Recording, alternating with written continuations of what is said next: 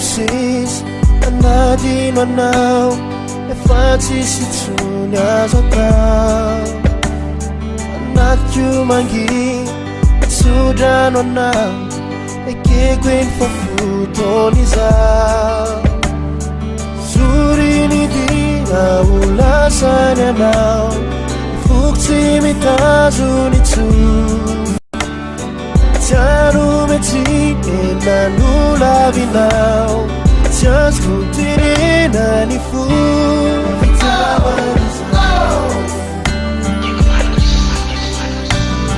surana mandrakizay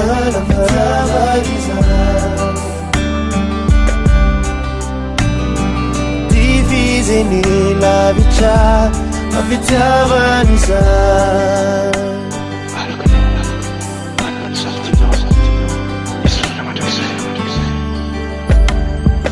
tampoka teo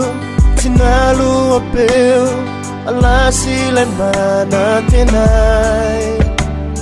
misety mitanis ewany paradis miaratsika hatrizay tsy arvay anao tsy maty amponay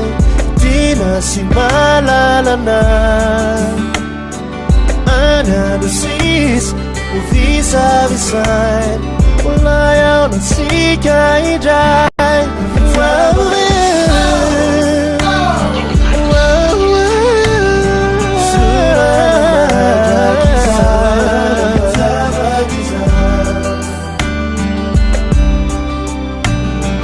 divizeny lavitra